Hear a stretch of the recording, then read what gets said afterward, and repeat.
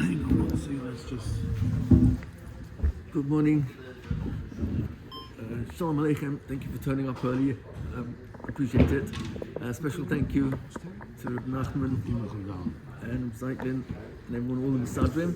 If I could dedicate the Shiur to my grandmother, LM2, whose Yotzad is today. Rachalea Bat Moshe. Any service we get, the limit should be Aliyah for Hanashama. Amen.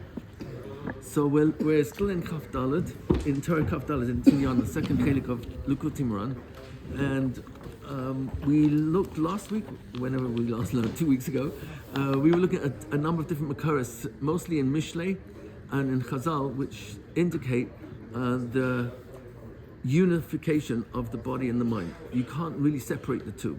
We looked at quite a few examples, and in this particular Torah, Rav Nachman mentioned several times that Simcha is a refuah. It's not only an actual refuah, it's actually a way to avoid illness in the first place, because all illnesses it's claiming actually come from some sort of a chasaron or kilkul in Simcha. So he uses the language of Hachmei HaRoifim. So everyone knows that Rav Nachman is not a huge fan of Roifim. Just check out paragraph Nun in Sichas Haran. It's one of the longest paragraphs in the whole Sichas Haran, where he goes to town on Roifim and medicines. So just check that out. But it's interesting that over here he doesn't say Roifim, he says Hachmei HaRoifim. Now Hachmei HaRoifim means that it's the wise amongst the Roifim. Now, what makes a doctor a wise doctor versus just a doctor? So it's interesting that the whole concept of Chachma is something that Rav Nachman talks about in Nun Gimel and Tinyana. I thought maybe I'll look at it briefly, but I'm just tell it to you outside first. Basically, a machshava is a stand alone, and Rav Nachman over there in Nun Gimel, he tells us that Noidali Akshav, just now it became clear to him with a tremendous yediyah that a machshava is yakam me'od, is extremely valuable. A thought has incredible, it can create an adava mamash. But then he explains that chachma is even more valuable than one single thought, because chachma, he explains, is where you take really machshavas together and you create a binyan. So if I'm understanding that correctly, what Rav Nachman is basically telling us is that for someone to be a hacham versus he's got the axiomatic information. He's a doctor because he passed the exams. He knows the actual book information. But to be a hacham, you have to be beyond that. What's that mean? So in the language of Rav Nachman in Nun Gimel, I'll just quote it to you briefly. Right now, it was made known to me the great value of a machshava. It's exceedingly valuable. Actually creates, one thought can actually create something, really, literally. As long as all the alamas exist, which is really forever, that thought has a repercussion forever in all the alamas. All the time that HaKadosh Baruch Hu, and then it says v'chulu v'chulu, it doesn't say what is next. But and this is my personal understanding why Rav Nachman didn't say more in the words of Rav Nachman. There's a Rashi in Dvarim, Perek Hey, Pasuk Zayin, where on the Pasuk Lo yeh lecha Elohim acherim al panai, don't have any other powers besides me. So Rashi says the Lashon. What's it mean? Don't have any other powers. For how long should that be? Kol zman she'ani kayim. As long as I exist. So as long as Hashem exists, which of course is forever, that's my understanding of what's missing there. But v'hachme yaka yoseh, wisdom is much greater. Ki machshava hu she'oile ala machshava shelevad. What you think, that's what's going up on your mind right now. V'hachma hu she'boineh b'chochmasai binyanim v'sichlei. He creates buildings with his seichel. So v'hu yakam oid v'ik hadav sheyeh be'emes. Then he goes on to say it's got to be sincere. That when a person's coming up with a whole binyan, it's got to be because he wants this to understand Hashem's Torah, lishma, as opposed to impress or loy lishma. So it comes along. My understanding here is very simple. All my understanding is very simple. if you've got a hacham of a roifer, that means he looks at the whole body as a binyan. That means you don't look at one part of the body and just exclusively diagnose the person's illness based on that one part of the body. That's what Rambam says. I think I actually have the quote here. Rambam actually talks about how extremely difficult it is for a roifer to give medication. And he says why? Because you have to be that type of a roifer that has such a complete understanding of the entire body that when you hear what the ailment is of that particular dibur of that person, and he shows you where it's hurting him, you have to know all the questions that need to be asked to have a full diagnosis of what that might be connected to, because it's one unit, but there's many elements within that one unit of the body, and part of that is the mindset. So that's why it's so important not to. Chachma here is a binyan where you know all the rooms in the binyan, and you can't say, oh, this pipe or this wall is insignificant, we can take it away, it might be a supporting wall, it might be supporting the roof. Don't take that pipe out. Every part of the binyan has been thought through and is there for a reason. So a plumber may be completely, exclusively stuck on the plumbing, electrician on the electric. The one who's designing the entire place has to have wisdom. He has to be a hacham to understand how everything interfaces. Everything is interconnected. So hachmei haroifim really means, my understanding is that you've got to be a hacham who understands that the mind plays a huge role in the functioning of the body. It goes so far that mindset can actually affect the person's happiness or marashkira and atzvas. So that's what because that seems to be the connection that Rav Nachman is bringing. So in that I want to give you some quotes from Rambam that he actually brings in his medical writings. He lists a number of items that strengthen your body, and then he gives you a list of items that diminish body strength. And you and I think at first glance you would say, hey, what strengthens the body is exercise, the right diet, nutrition, proper sleep. So comes along Rambam. So he gives us 6 items which affect increasing body strength. Moderate wine consumption, moderate food ingestion, moderate physical exercise, anything that improves a bad cardiac or arterial condition, the heart and the flowing of the blood. Now number 5 and 6 is going to surprise us if we didn't know this Torah. The control of anger, and number 6, the nurturing of happiness. So you and I might think, what's that got to do with anything? No, if you're going to be a hacham amongst the Reifim, then you will know that those play a huge role. Now when you look at the 10 items that he says diminish body strength: fasting, insomnia, can't fall asleep, anxiety. Where do you see that on the body? Okay, so it might be in the facial expression, but and we looked at Dai Gebelevish. We saw from Mishlei, Urkavat Sama's Kina, that jealousy actually rots the bones, but before it gets to the rotting of the bones, says Rabbeinu Yonah on that pasuk, Perek Gedola pasuk Lamed, in Mishlei, that the body fat dissolves before it gets to the, and the bones are very strong. Yeah, jealousy in my mind can actually destroy my physical health and body. So anxiety is actually manifest, but he's giving this as a list of an item that diminishes body strength. And he actually adds the constant anxiety causes dissolution of body fat and loss of muscle substance. Number 4, severe emotional stress. 6, anger. So that's number 5, sorry. Number 6, constant desire for nashim, for women. Number 7, lust for money. 8, lust for political power. These are items that diminish a person's physical strength. Number 9, recurring thoughts that give a person no peace. Almost all of these items are not in the physical arena, they're all in the what's going on over here that affects my emotions. And number 10, not only did it hit number 10 in the Decalogue, it's number 10 in his list here, jealousy. Jealousy diminishes a person's physical ability.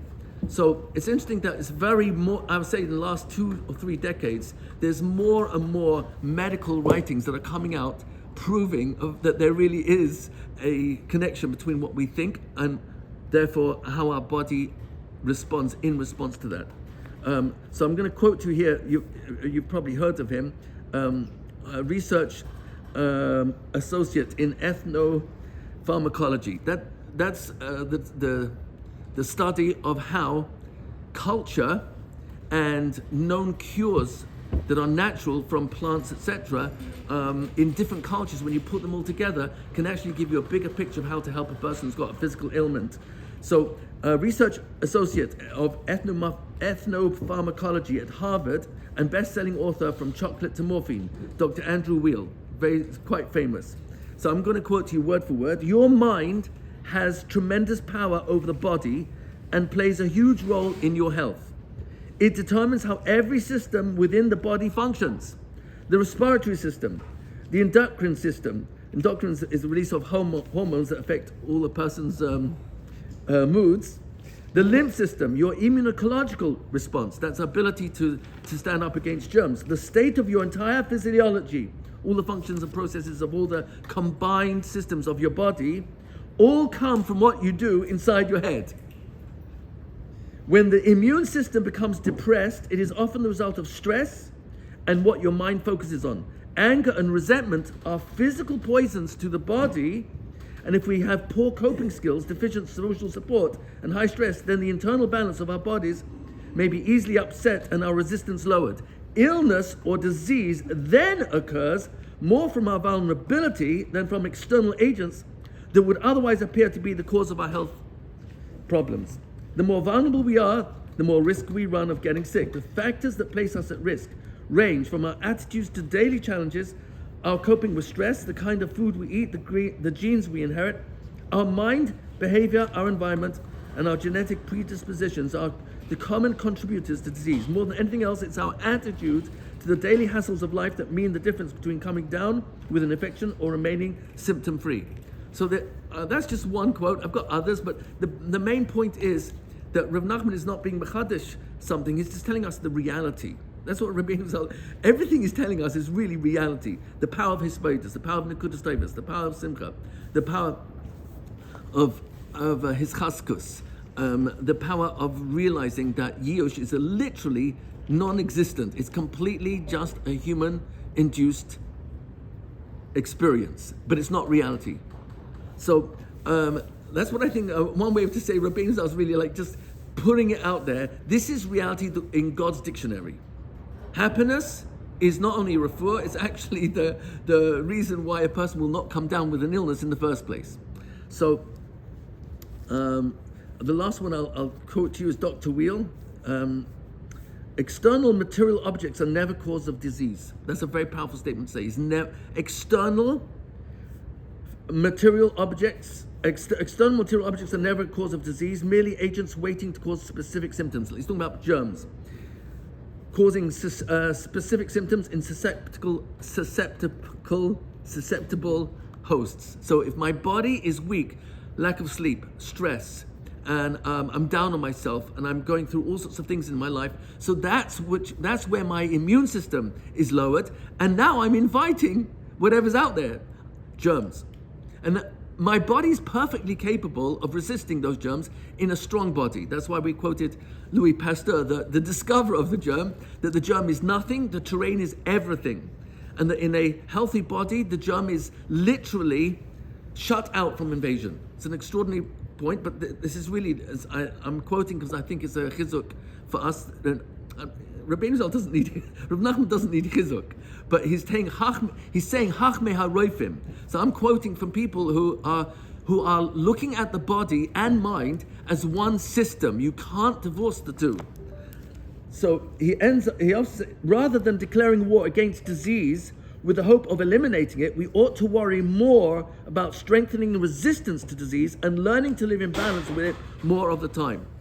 So Rav Nachman is, when he talks about, let's say, Mara Shchora, so strictly speaking, Mara is the gallbladder, Shchora is literally black, and it happens to be the gallbladder, as you probably know. It's a pear-shaped sac that is really made of muscle, and it contains the secretions from the liver, which is technically it's called bile, B-I-L-E, and it's yellow in color, which I find very interesting. I'll share with you in a few moments why. And it's secreted from this the gallbladder into the intestines in preparation for when food is coming into the intestines from the stomach. There's probably going to be all sorts of food in there that is acidic. And acidic, when the body is too acidic, that's unhealthy for the body. And one of the ways to keep it alkaline is the secretion of the bile. This bile is actually, interestingly, yellow. And yellow on the spheres, I'm not a big maven in all these things, but happens to be on this thing familiar that the color yellow corresponds to Bina. So you got in the top two spheres, Keta is Chesed Gomor. There's no room for anything that's negative. It's 100% love, Chesed from Hashem. Chochmah beneath it is also 100%. It's not as intense as Keter, but starting with Bina, the next one down, that's when Din starts to appear. So it's interesting that the yellow, which is bile, and it's extremely bitter. Mara is extremely, extremely bitter. But it's not, on its own, if I'm a Reifer and I would look at it, I say, who needs this? It's so bitter, it could damage the body. And the answer is no. It actually provides a constant balance within the body in order to maintain the alkaline level against anything that's acidic that's coming into the intestines. So it's interesting that yellow appears twice in the spheres. The next one is in Tiferet. Tiferet, which you can translate as beauty, is referring to the constant balance within the Bria, and the body is always looking to balance itself out. That's why when a person sweats, it's really the cooling system of the body, or getting rid of toxicity. Everything the body does is brilliantly perfect because it's designed brilliantly perfect. The misdiagnosis can often be because I'm looking at symptoms as a problem when in fact the symptoms are the solution. That's a different discussion. Something that I think medicine is coming back towards. That don't be afraid of symptoms. Be afraid of the cause. Deal with the cause. Don't get stuck in symptoms. America has a value system that glorifies symptoms and ignores the cause. Let's spend time analyzing the symptoms, and that is across the board. Oh, you're in debt? No problem. I'll give you a better rate and consolidate all your debts under this loan over here. And I refinance my house as though I'm finding a solution to my problem. All I'm doing is creating new debt with a new rate of interest. It's always, the whole American system is doing this. And Rav Nachman is here to help us understand. Don't look at the Mara Shchora as something that is intrinsically negative, even though Rabbeinu Zaldas says in Mem Chet that he hates Atzvos. But it's the Atzvos that's it's the choice of Atzvos. It's not Atzvos itself. It's the choice of how I'm going to look at the world that Hashem says, please don't go there. Don't go there. It's not reality. This black dot, Mara Shchora, it looks bitter if you taste it, and it looks bitter because it's black. But all this is what's going on all the rest of the time. And it's what Be'ez Hashem, we're going to immerse ourselves in, what Rabbeinu Zal is telling us in how to get out of here and stay in here. Because he's making the most extreme statement I've ever, help me if you know it differently, that anyone has ever said about Simcha. Mitzva Gedola, Liyos B'Simcha Tamid. I mean, each one of those words is loaded on its own, but it's a Mitzvah Gedola against a very Gedola, but it's a Mitzvah Gedola. It's huge. Liyos, to exist, B'Simcha, immersed inside. It's inside, B'Simcha. So how do I get inside this? It really was talked about in 23 in Torah Chaf Gimel. We didn't get far enough for me to get into, so I will be borrowing from there. How do we grab the Marash Korah? How do we grab the Atzvos? And so it becomes absorbed in all this. And we'll be borrowing from David HaMelech because I think he was the king of gratitude. He was the king of knowing how to live an existence where, despite the fact that he probably suffered, according to Shochatov in Perek Tes, in Sadik Base, on Tehillim, he suffered more than Eov. He suffered more than any human being in world history. It sounds like I think it must have been even more than Trump. He suffered so much aggravation from people and family and society. It was beyond. But he was focused on this. This is not denial of this. We're living in a world that will say, if you don't pay attention to this, you're in denial. And what we're saying is, okay, if you want to go with that logic, then you also have to be consistent with your logic, because then you mustn't deny this either. If you don't deny this, guess what's going to happen? If you attend to this, well, guess what's going to happen to the Mara Shchera? You'll be able to handle it. Because your mind is so absorbed by the good that nothing will be able to kidnap that yediyah, that realization, that absorption in simcha. Nothing can steal our simcha unless we let it. And that's why Rav Nachman talks about what are the sabotages of my simcha. One of them is pigay and mikre hazman. And we looked at those words. It's on a constant basis. I am interfacing with people and situations, traffic, a deal that's just looks like it's starting to possibly go sour. I'm so invested, I've got to make this work. And so many things will start kidnapping my mind from this. How do you stay there? How do you stay there and not get stuck on this? Because this is going to happen all day long, as I'm alive, until 120. This is reality, because this is Olam HaSheker. So we're going to look, Be'ezrat Hashem, how David HaMelech handled this, because I think those are the clues, and it fits in perfectly with how Rav Nachman is talking about how Simcha is the cure-all. It's not just a lachatchila, it's not just a chumrah, it's not midas chasidus, it's reality. So we're gonna look at that carefully. Any questions or comments on this so far?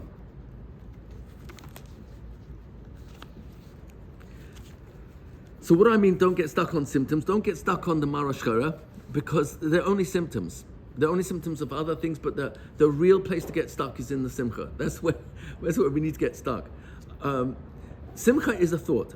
Simcha is in Machshava. Machshava b'Simcha is the same oisius. Simcha alone is, as the Baal Shem HaKadosh tells us, is Sham Moyach. So Simcha is really a mindset. That's really what it is. And I really have to buy into that, because living in America, I'm saying it's just a Western value where the pursuit of happiness is a brilliant statement. Because if you think about it, I'm never going to be happy because I'm always in pursuit of it. And when I discover that this doesn't make me happy, I've got to run after something else that other people telling me makes them happy. So what happens if there is no happiness outside of us? There is no happiness. It only starts here. And if it starts here, then hasamech bechalkai means the more chelik I'm counting, the more happiness I'm adding to my simcha bank, so to speak. More deposits. So comes along Rav Nachman's, my simple understanding is that Mara Shchera is non-reality. So that's why we've got to push it away with all our koiches. And in the previous Torah, we've actually got to run after it. But you got to be strong enough not to be afraid of it, to run after it and just say, hey, I can take this on. You know why? Because it doesn't matter how big this looks, it will never, ever be, able to take over my picture. This could be multiplied 1 billion times. It still can't take over this, because this is unlimited. Hoidu Lashem, ki toiv, ki le'olam, chazdai. Because if I get stuck on his chesed, it's unlimited. So the piece I want to look at here in understanding the mind-body relationship is, so where's my mind supposed to be? So it happens to be Tarek Mitzvahs. I don't know if this is a chiddush or not, but in Kuf Yotes, we know Kuf Yotes in Tehillim, is it's the longest kapitel. It's 176 verses. Of 176 verses, every single one, except for 3, every single one refers to Tarek Mitzvahs. Every single one. And if you ask yourself, what's he talking about when he says mitzvahs, chukim, eidos, mishpatim, and you start realizing, hey, these are all the different categories that we know Tarek mitzvahs come under. But when you start looking at it closely and reading Mepharshim, it becomes so glaringly obvious that his mind was so fixated by Tarek mitzvahs. They didn't have Svarim in those days. There's no Mishnayos, no Gemara has been written yet. You knew everything. Kol Torah Shebal Peh and Nigla Nista was contained in the Araisa of Torah Shebichtav. Torah Shebichtav has 2 parts to it.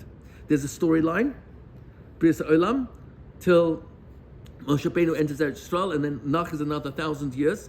But in the storyline of Bris Olam, 10 generations from Adam till Noach, the Mabul, 10 generations from Noach till Avram, the life of Avram, Yitzchak, and Yaakov. Yosef sold, goes down to Mitzrayim, we're reunited. Then 10 Makkos 10. Then you got Yitziat Mitzrayim and Matan Torah coming soon in a shul near you. And then you got 40 years in the Midbar, end of 2,488 years of Bria Olam. Then another 1,000 or so for for the Zman of the Tkufa of the Nevi'im, and that's the end of Tanakh. Contained in the storyline are Tarek Mitzvahs. The Tarek Mitzvahs are in the Chumash, 2,488 years. However, we mentioned this, but in Malas HaTorah, which is from the Vilna Gaon's brother, who quotes his brother, that Tarek Mitzvahs is a 613. That's a number of the root directories. The 613 roots of all Tarek Mitzvahs. But actually, the number of Tarek Mitzvahs is unlimited. There's no end to how many you can find. So I thought this is very interesting because going through Kufiyah test, which I'm just going to give you like a sampling. Not today. You can open up any pasuk except for 3. I'm working on finding the Tarek in those 3. But you look at any pasuk, you realize what he's celebrating is Tarek Mitzvahs. Even when he's talking about pain, and there's quite a few pasukim. Dalfa nafshi mituga, one of my favorite. Dalfa is from Dalef, means dripping. Dalfa nafshi, my soul's dripping. Now, if something is dripping, that means it's saturated. It's not contained. It's overflowing. It's dripping from it. Dalfa nafshi, my soul is dripping mituga from agony. That's the yagon is agony from pain. Udvarecha kaimeni. But I didn't stop keeping your words, the words of your Torah. Every single pasuk except for 3 is talking about Tarek Mitzvahs. He was obsessed in a good way about Tarek Mitzvahs. He was so stuck on the good that he couldn't stop counting all the good that Hashem was doing. There was another mitzvah to cleave to. So what's interesting, and this is what we're going to touch on now, is when you look at the mitzvahs of the mind, there are 6 which we know are tadir, constant, emunah in Hashem. No other power exists except Hashem. Hashem is echad. Everything is one. It's all one perfect unit working together. Avas Hashem, Yiras Hashem, and then Lo Taturu Achrei Levavchem. That's the 6 that's listed by Sefer Chinuch, and it's quoted in First Biur Halacha in Mishnah Berurah. Everyone quotes those 6. Happens to be Sefer Haredim counts 10, and Rambam has 20. And I thought that's interesting because one of my, I don't know what to call it, I don't call it a hobby, havdil, but one of my obsessions is Tarek Mitzvahs. And what I thought is very interesting, you go through all the Rishonim that are Moinei HaMitzvahs, because they don't all agree with the same 613. But when you go through them all and ask, how many mitzvahs of the mind are there? Now, Chinuch just defines 6 constant ones. There are about 60 constant ones when you take all the Moinei HaMitzvahs. And if you count all the mitzvahs of the mind, it's over 100. So far, I found 107. If that's really the case, then when we look at what Rav Nachman is telling us, Mitzvah Gedola is b'simcha. So where's that taking place? So if I'm going to be b'simcha and not let the mara shchara, no matter what it is that is going on in my life, to steal my attention, and if it gets my attention, it will be momentary. I may have to empathize with someone who's going through pain, but it's not going to take away from the simcha, which is the metzias. That's the reality. So we're going to talk about how do you do that. The first place I need to be is realizing my function in everything is taking place only in one place. It's in my thoughts. And that once I know that, then I can become more aware, hopefully, that sinner, natira, complaining, these are thoughts. And they are loving in the Torah, and there's even mitzvahs to remember all the complaints we had in the Bamidbar. That's one of Tariag. And it's a mitzvah not to be megadef, not tashlom curse Hashem. And if you look at the smaller detail, we realize every complaint is a form of not tashlom cursing, but it's a form of going in that direction. Because what is a curse of HaKadosh Baruch Hu? That you're not running the world I want the way I want it, and I'm so angry. Hashem, a person actually would be mekalel, but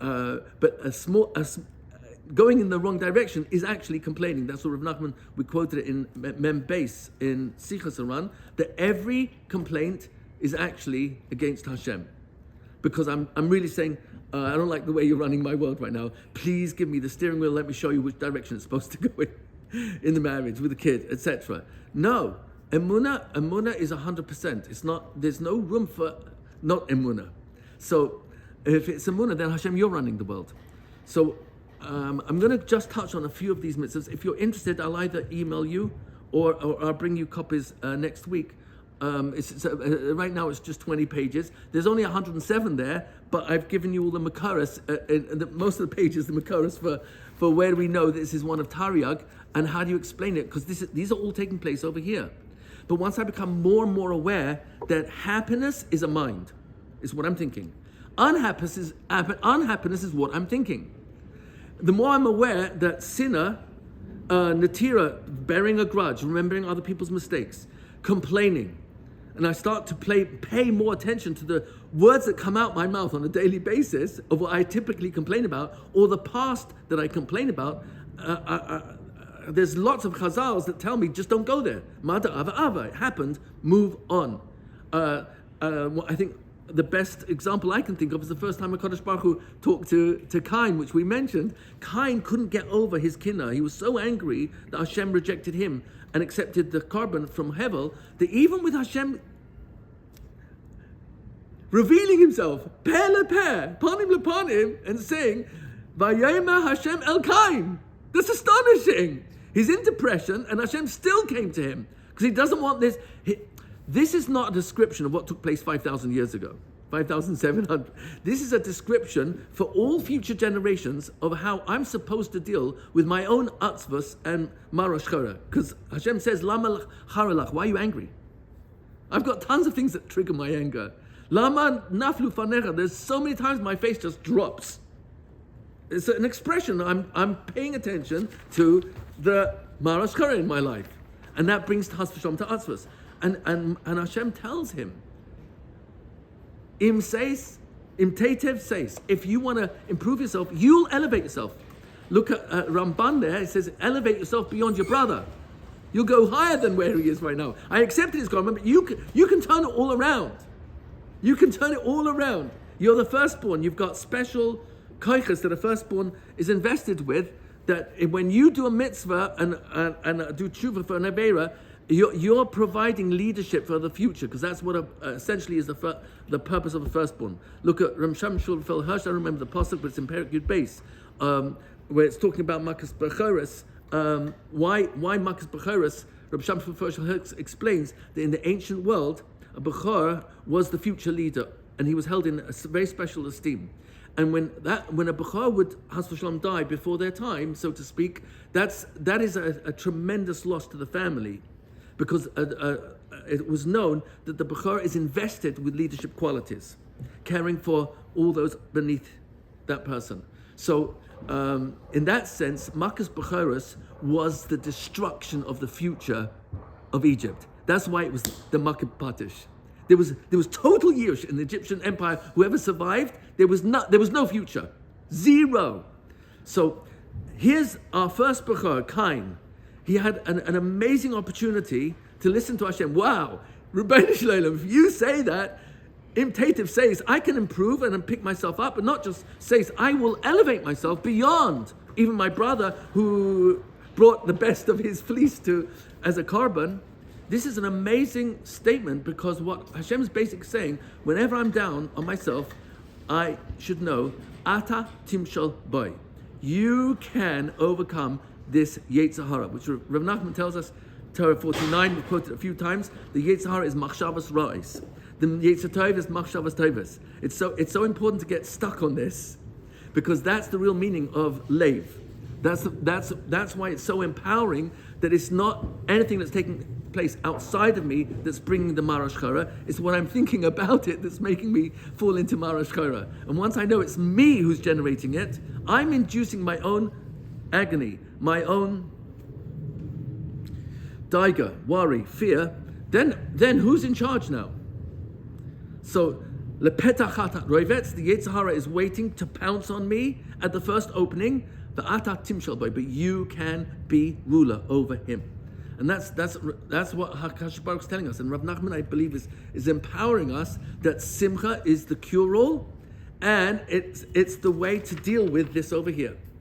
I think every mental practitioner who would know Rav Nachman's teachings would be able to cure every person who's coming in thinking they've got mental problems or anguish and anxiety ad ein sof, and help them realize, let's focus on the Tov, and the Sa and Su Mirah will take care of itself. So I'm going to touch on very quickly, these are thoughts that are part of Tarek mitzvahs. I'm going to go very, very fast, Emunah is one of Tariq mitzvahs. So nothing can go wrong because HaKadosh Baruch Hu is in control. He can do anything. The pasuk for that mitzvah is Anochi Hashem Elokecha, and it's all singular. I'm your power of all powers. Yours, personally yours. Asher hotziticha. It's not you, Chem. It's you. And if I could take you out of Mitzrayim, the physical Mitzrayim, and you've got a special mitzvah to remember you were there as slaves in Mitzrayim, but I can take you out of any Mitzrayim, Meitzayam. I can take you out of any limitations because I'm all powerful. You can turn to me for everything and anything. No, there's no other powers beside you. Lo yeh lecha Elohim achirim al panai. Lecha. There are no other powers. They're self-induced. That's why avodah zarah and anger are considered synonymous, because when I get angry, that means I am giving power to the item that is angering me. So you have power, you make me so mad. Excuse me? You make me mad? How do you get inside my brain and touch my mad button? How do you get inside my brain and touch my anger button? The very words I should be ashamed to say the words, because now I make you the power that controls me. And Hashem says, do you remember my second pasuk in the Decalogue in Aseret Dibros? I said, there are no other powers. Lo yeh lecha Elohim achirim al panai. Have no other powers. And if you take the pasuk seriously, al panai, in front of my faces. What are my faces? Rabbi Nachman says in Samach Gimel, it's my hashgacha pratis. Every cloud, every raindrop, every blow of wind, every sunshine, everything that I don't control, which is everything except my bechira, is hashgacha. And Hashem's he's got lots of faces. He's hiding behind all of that. It's only Hashem's faces. Peel away the face, Hashem's hiding behind that. Hashem's invisible hashgacha pratis taking place all the time. Love Hashem. Hashem is one. These are all thoughts. They're all taking place over here. Think about the following. When a person's b'simcha, are they mekayim automatically the mitzvah of emunah? Because if he's b'simcha, trust everything that happens to him. So then that feeds He believes. So he's getting the mitzvah of emunah and he's getting simcha as well. According to Orchat Tzadikim, simcha is a multiplier. So a huge multiplier. It multiplies any mitzvah you're doing with the simcha by 1,000 times. If you're b'simcha, are you showing you love Hashem? Are you mekayim mitzvah of avas Hashem? Yes or no? Yes. Yeah. Are you mekayim mitzvah of Hashem is echad?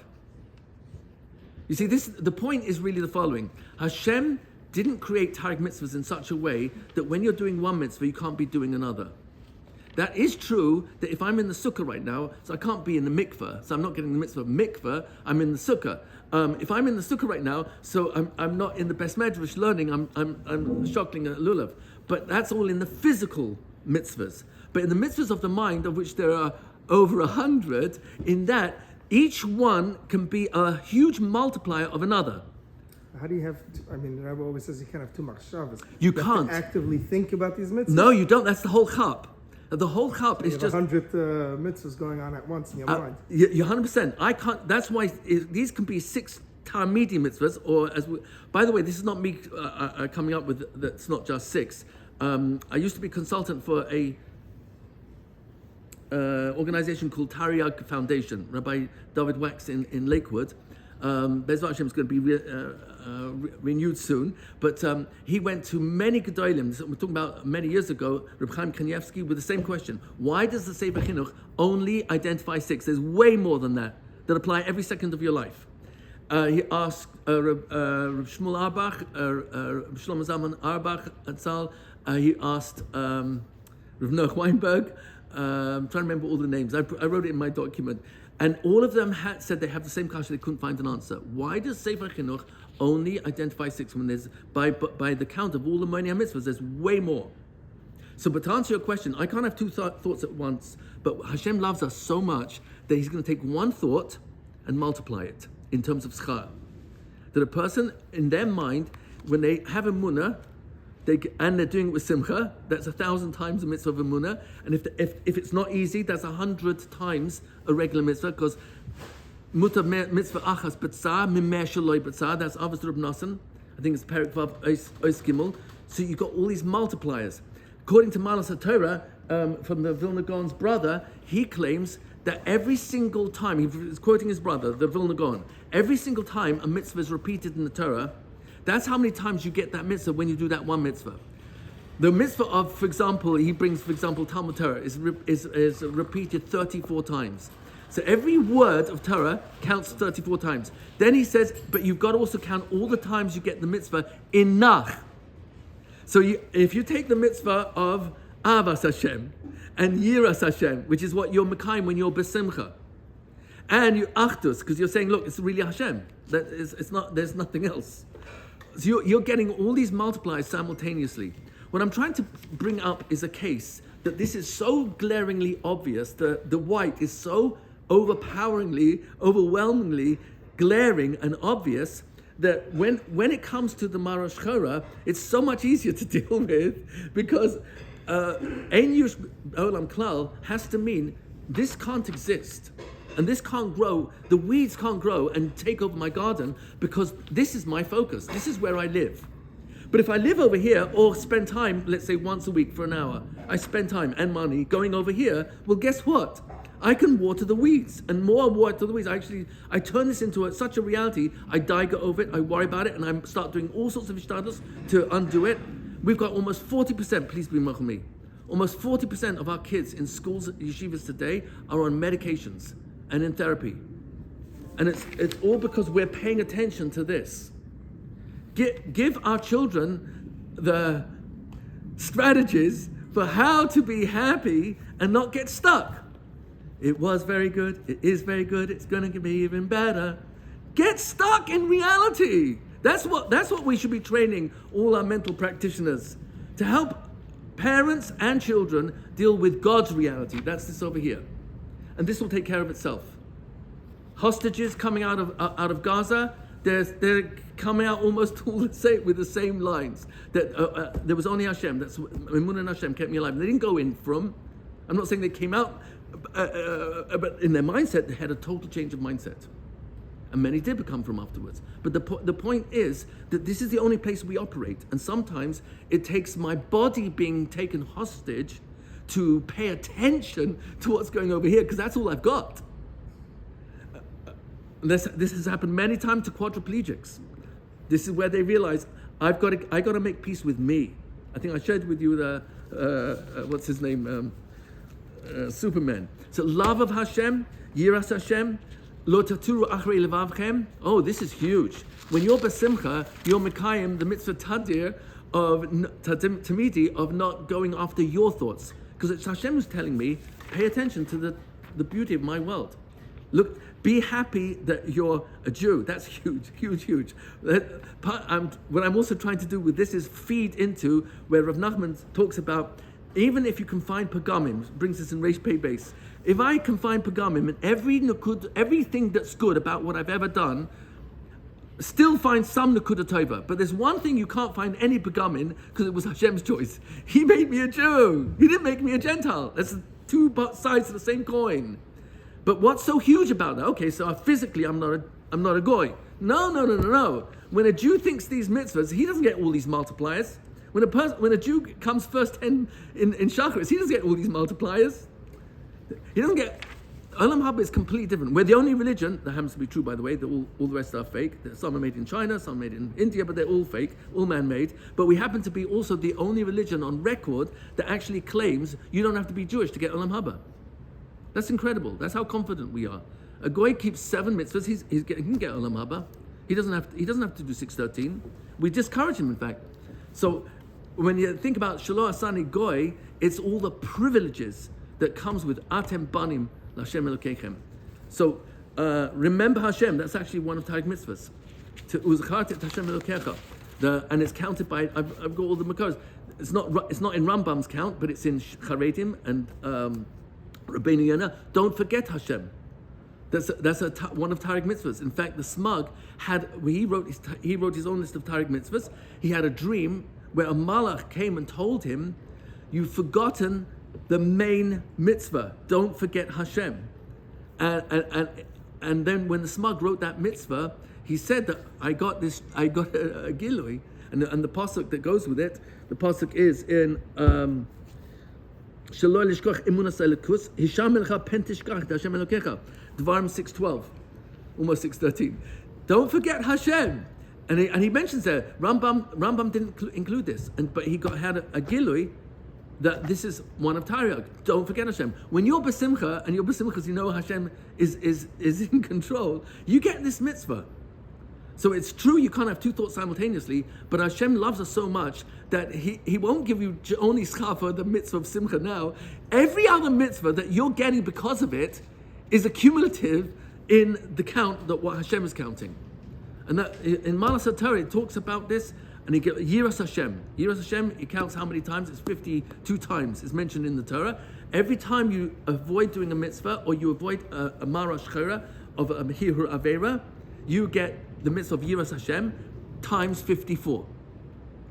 So you get 54 mitzvahs every second that you're. It's just constant. It's just constant. Wearing tzitzit, you get every rega you're wearing tzitzit, you get a mitzvah deoraisa. So you count up how many seconds in a year. It's about 15 million. So you get 15 million mitzvahs for wearing tzitzit every day. And the smuk, by the way, he counts wearing tzitzit as a mitzvah tamidi. So Bavli, and we paskin like Bavli, the uri'isem oisei, when you look at your tzitzis, that's only in daytime. However, it's actually a machlokes in Perek Gimel in Yerushalmi. I saw it very recently, that's why I remember it, where the Chachamim say it's a mitzvah tamidi, because uri'isem oisei is going on seeing HaKadosh Baruch Hu, because you kept the mitzvah of tzitzis. It's not going on that it's at daytime. And the fact that you've got to make al kanfei bigdehem on the four corners, it's the four-corner garment that is mechayev you in the mitzvah of tzitzis, which is not tali on time. It's not tali on uri'isem oisei because they have a different limit for that. So as long as you've got a four-corner garment, now you have the chiyuv on the mitzvah of tzitzis, it's by day and night. So he counts it as a mitzvah tamidi. And he adds on, it's not only a mitzvah to wear tzitzis, but every time you look at it, you get a mitzvah tamidi. Every single, so the amount of, well, how's the pasuk go? We say at the end, before every, what do you call it? The Kaddish, Drabonon, say, Leman Sidkai, how's it start up? Yagdim Tarvi Yadir, how's it?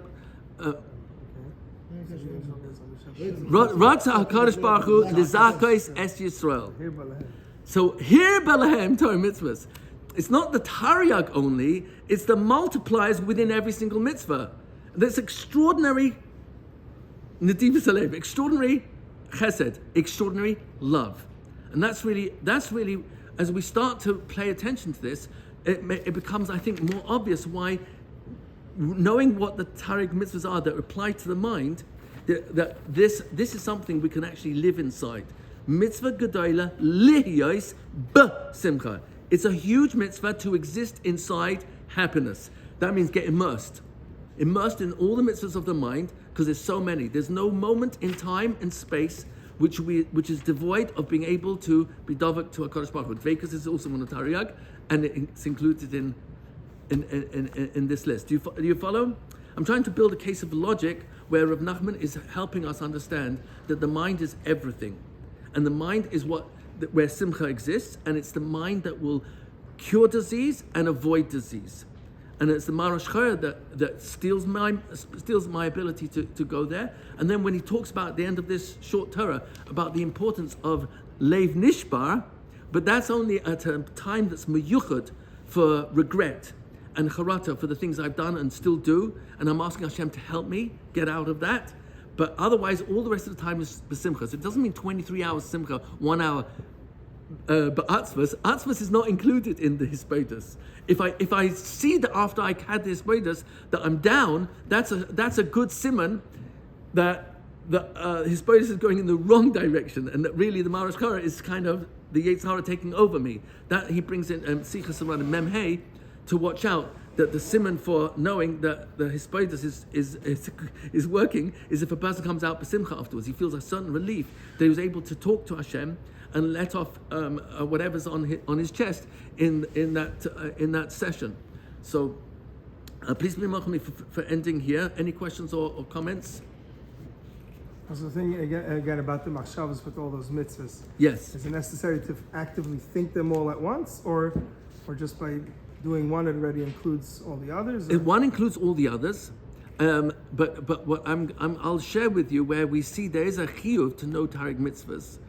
It's a kind of an obvious chiyuv. The Shach on Shulchan Aruch, he wrote a sefer called Poel Tzedek, and he said he believes that the reason why Torah is going down and down and down in each generation is because we don't pay attention to knowing all Tariq mitzvahs. He said it's a davar pashut. He even brings a gematria, I don't have it here, of Moshe Rabbeinu is actually the gematria Tariq mitzvahs.